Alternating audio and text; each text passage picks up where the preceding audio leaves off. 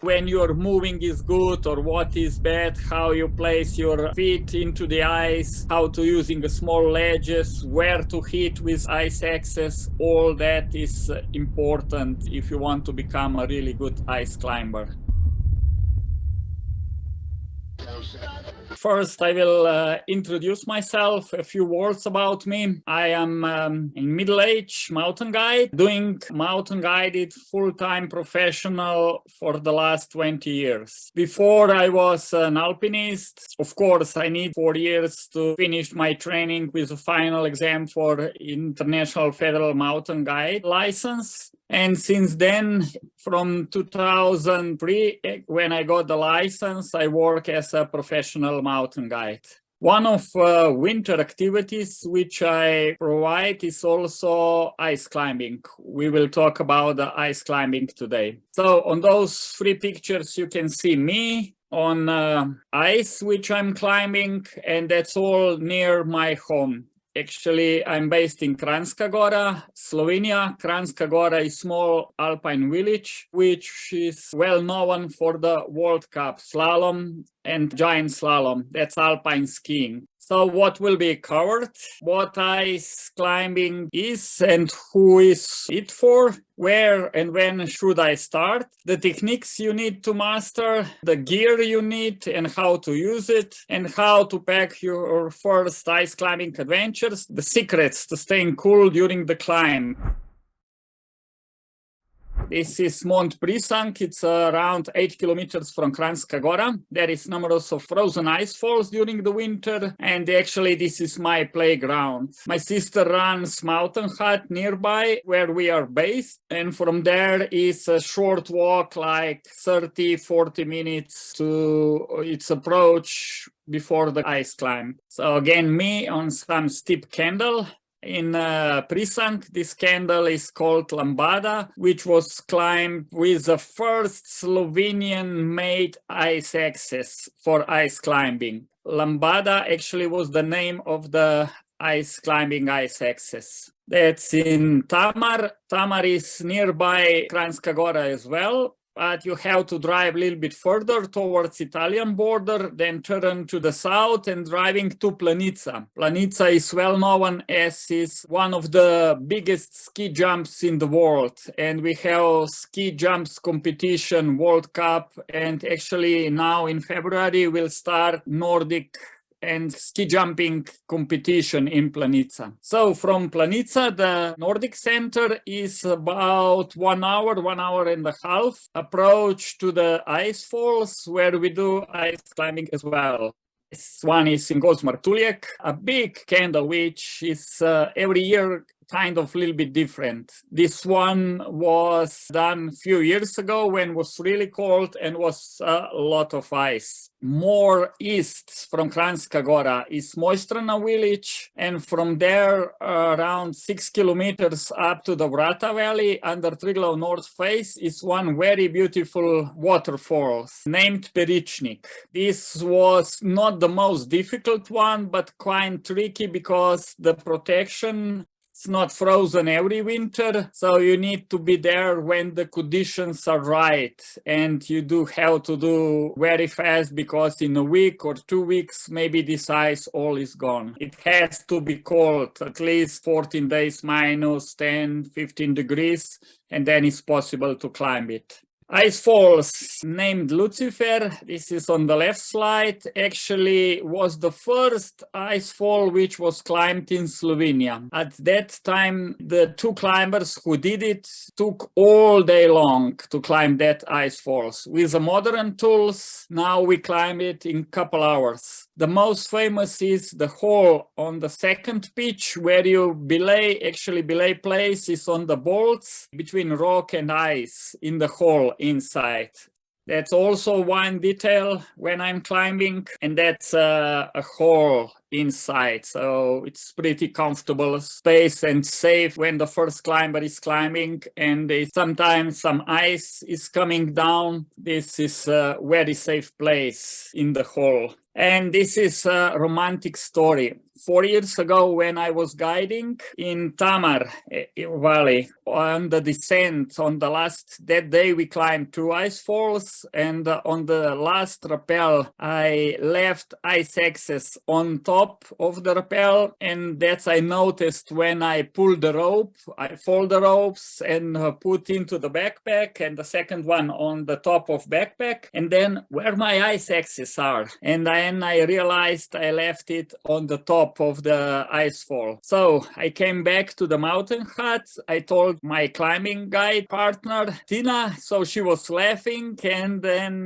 we all went back home to Kranjska Gora. So the clients went back to the hotel. I came to home, and Eva, my wife and climbing partner, she was laughing a little bit as well, said, you are old, you keep forgetting the things all around. And then what? I asked her very nicely if it's possible if we go very early in the morning next day to pick it up, because somebody else can climb that ice fall and my brand new ice access would be gone if somebody could find and take it. So she said, no, I'm not the morning person, but we can go now after dinner. So after all day of ice climbing, I had a dinner, then I put back my gear. Luckily I had a spare pair ice access at home, and we went back in Tamar. That night was a full moon, so it was really nice romantic walk approach, that 1.5 hours under the ice falls, and then we did it with the head torches. I found my ice access on the top, and then we rappelled down and skied out from the Tamar Valley back to Planica and drive back home. So we were back around midnight. And she said that was the most romantic trip which I took her during the year since we are together. So another ice falls, this is in Italy, because Julian Alps are divided in eastern and western part. Western part is in Italy, eastern part is Slovenia. Now, since we are in European Union, actually we are crossing a border without stopping, so we can drive and climb to Italy easy as well. Here we can see different ice climbing tools. From the beginning, they were a little bit more straight. And now, as we see on the right one, they are special made for ice climbing, or the middle one, the Grivel Monstrum or the Tech Machine. They are special made more or less just for ice climbing. And with these handles better, and we are less tired during the ice climb. So my son, he's an ice climber as well. He started at the age of 9 or 10. For his 10th birthday, he got a pair of ice axes. That's the top picture. And on the right picture, you can see how he is doing ice climbing. Of course, with me and on the top rope. A little bit different ice axes, which my daughter holds it.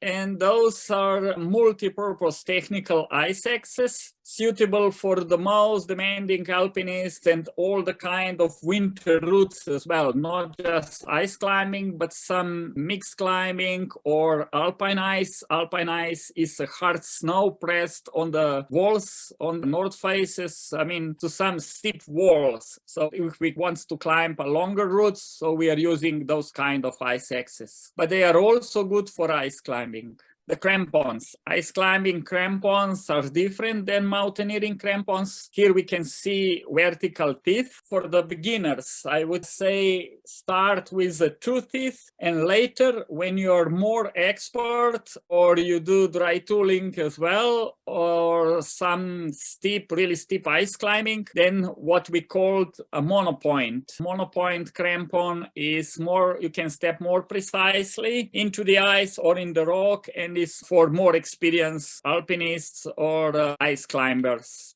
So here we can see the position of crampons on the ice. So the heel is a little bit down, so it's like or 90 or maybe 100 degrees, but so the heels are just a little bit down. On the right side, you can see ice screw, and we put the ice screw it actually into the ice and then clip it with a quick draw. and then we clip the rope in that we use for the protection. The lead climber is using this for the protection. So here we can see ice screws, and we have different sizes, different lengths. On the right side, you can see the small one. The smallest one we are using for the thin ice, and the longest one we are using for the belay place. If we have to put the belay place in the middle of the candle, there is no rock or no ledge or no tree, then we use 2 ice screws. They have a special handle on the top, and with that handle we can screw it faster into the ice. First we have to screw it with a hand, and then take the handle, and then it's going much faster into the ice and out as well. So here we can see a few ice screws. Some of the older generations, they are without the handle. How I fold the gear on my harness, ice screws are clipped on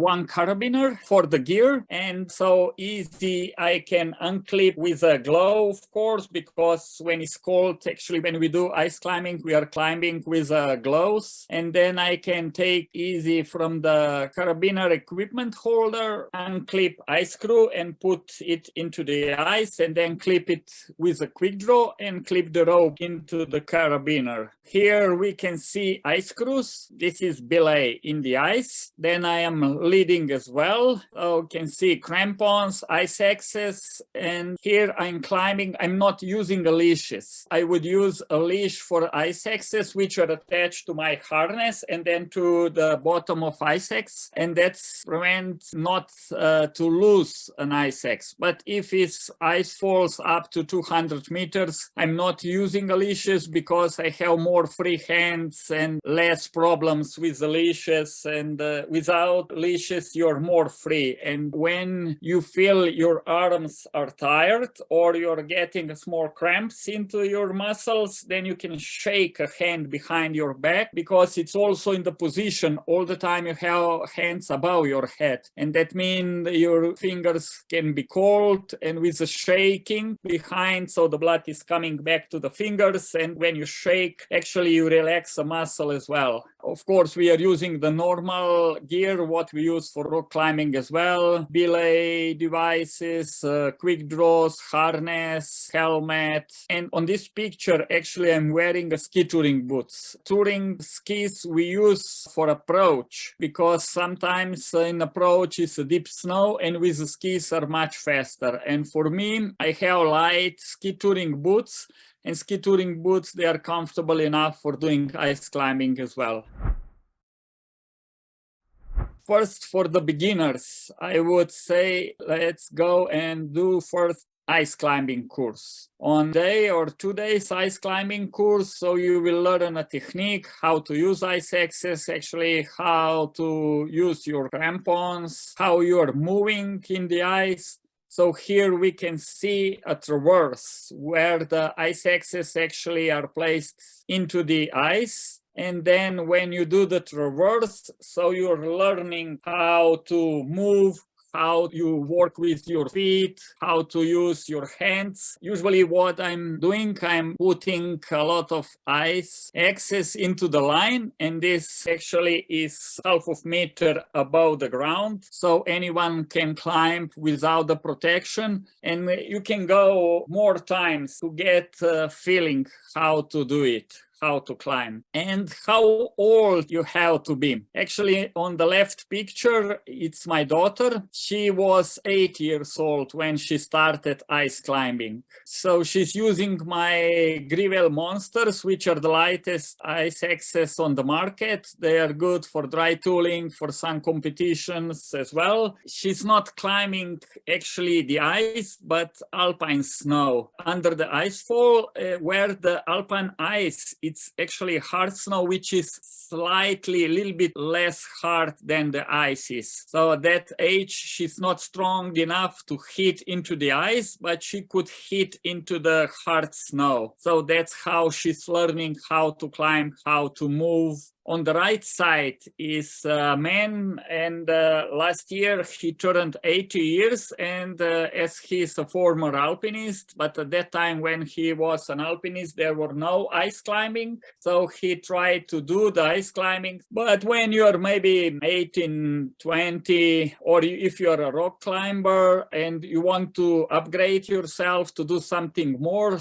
then you can try to do ice climbing. As I mentioned before, first to go on ice climbing course, and your first ice climbing experience you're getting climbing on the top rope. That's safe and on not too steep ice, of course, to get the feeling how to hit with an ice axe, how to kick with the crampons, when you're moving is good or what is bad, how you place your feet into the ice, how to using the small ledges, where to hit with ice axes. All that is important if you want to become a really good ice climber.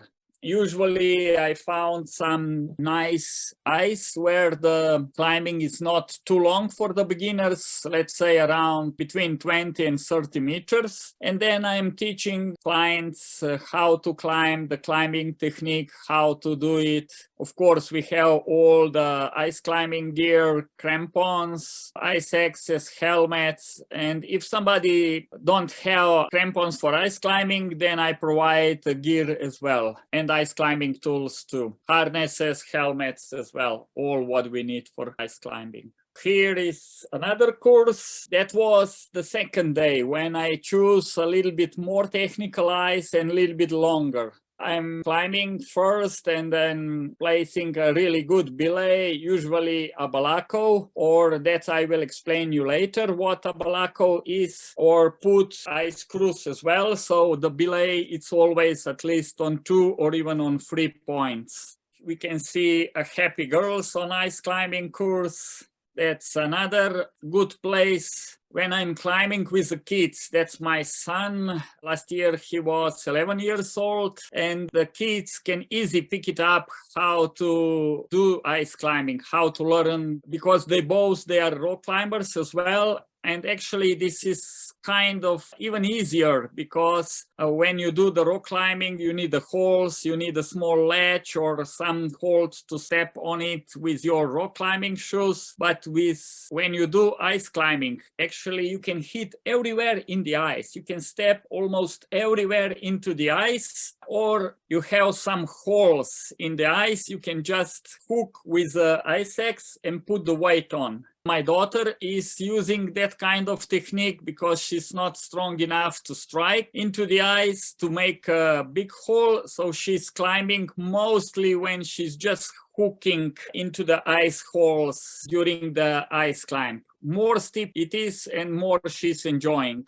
So here we see happy family at the end of ice climbing.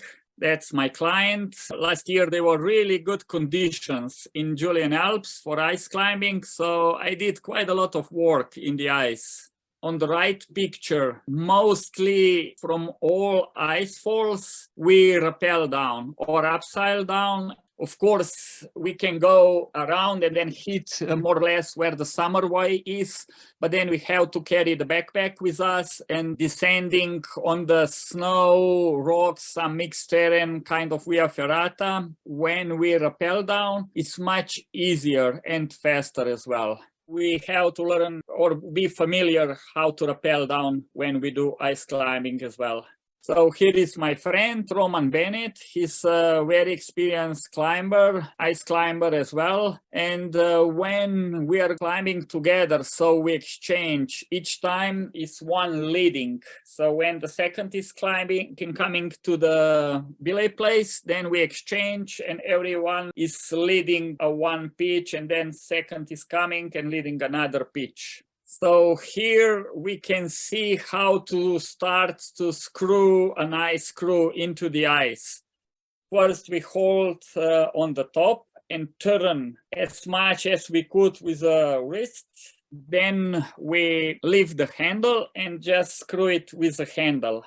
And also the ice which is coming through the ice screw, tell us the quality of the ice. If it's pure ice, then we know, and it's cold enough, then you know it's good quality. But sometimes when the ice screws is just going through the ice and then very easy in, that means it's a hole inside in the ice, and that ice is not so quality for the belaying. On the second climber at the back, we can see also first aid. When or if we climb without a backpack, then it's wise at least to have first aid kit with you. In this picture, we can see I'm attached with a claw hitch on the rope, so I can basically hang on this belay, and I am belaying with a belay plate, the second climber. On the right picture, we can see two holes which I drill with an ice screw. At the end, those holes should be connected, and then I put the sling through and pull actually with a Balako hook, which is on the picture. That's a special hook, and on the top picture you can see how we make an Balako. That's a Russian invention, and Balako actually is one of the best belaying in the ice, which we are using for rappel. That's a picture on the right side. And also, if we have to do belay place in the ice or for top rope climbing or whatever we need. And when you are an expert, this is done very, very quickly. On Balako, when we rappel down, we are using a thin ropes, around 8 millimeters double rope for ice climbing, because when we rappel down, 60 meters is long enough to reach the next belay place. Or with 60 meters, we can do, I don't know, 4 or 5 rappels, and we are down over the 200-meter ice fall.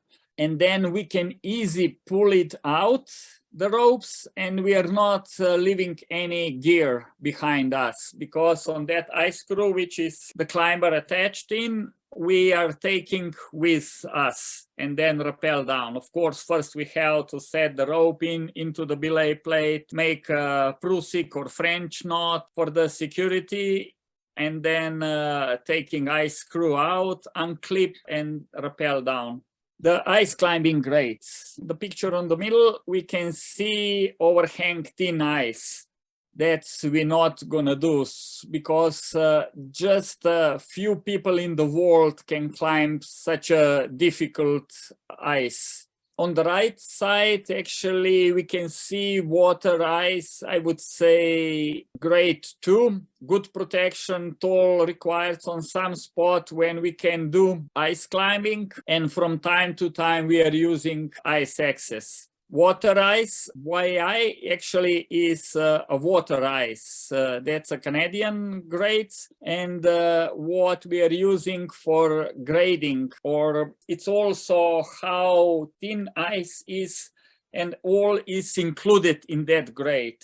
If it's vertical, if it's high technical, long, with no rest, and then also these grades are including if it's really bad ice or overhang ice. Of course, is water ice 8, 9, 10, 11, 12, but what mostly we do guiding, water ice 4 and water ice 6. All those what is over water ice 7 till 13 is actually too difficult and too technical to do this guiding for ice climbing. So here we can see water ice 3 on the left picture and water ice 5 on the right one. On the left picture, that means that ice is not so steep, so you can easily place your ice access in. You don't, you can rest, you can stop.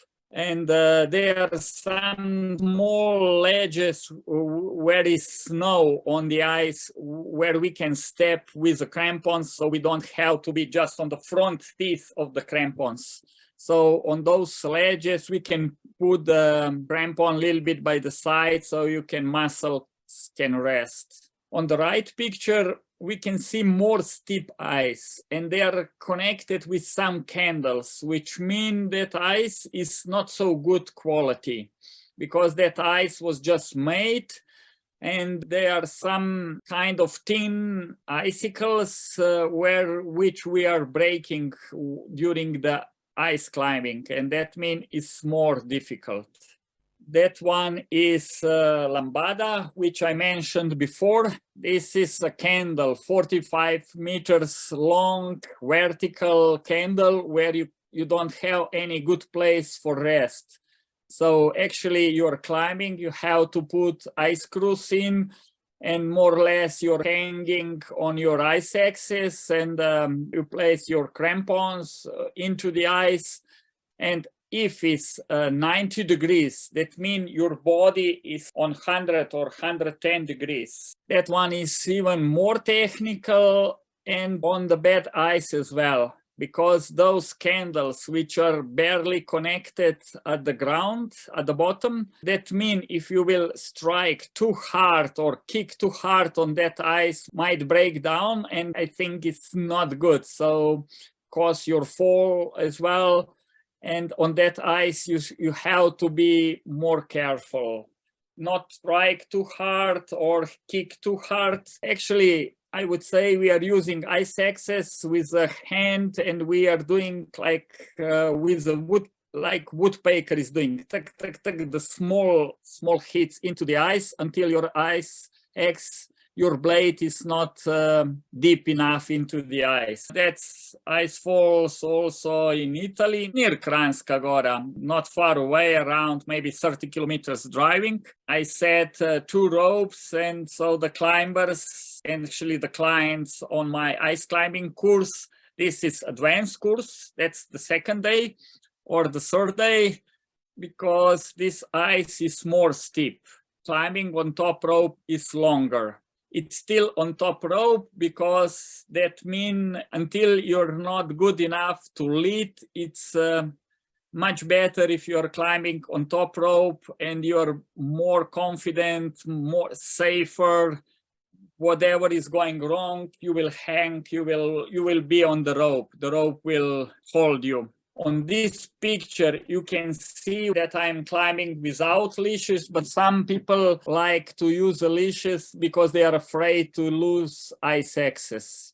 This is story that's a good friend of mine when we went ice climbing a few years ago, and we were at the same time, there was Austrian team at the bottom. And I did it that ice, I think that season a few times. So I really know how to climb, where the belay is the best, how to choose the line. And basically we did 5 pitches, and we were already on rappel down when they were on the second pitch. And the Austrian climber, he didn't believe me we were on the top, but my climbing partner confirmed, yes, we were. We did 5 pitches on the top. And then he said, just respect. He didn't believe that it's possible to climb so fast. A girl from Croatia. And some people, they are afraid they would be cold or get a frostbite. Actually, for ice climbing, I would say you need a B3 boot. B1 boots are mostly for walking. B2 are more technical boots, but they are not so warm. B3 boots, they are technical, so we can put them C3 crampons. That means the crampons with a wire in the front. In that case, you don't have cold feet.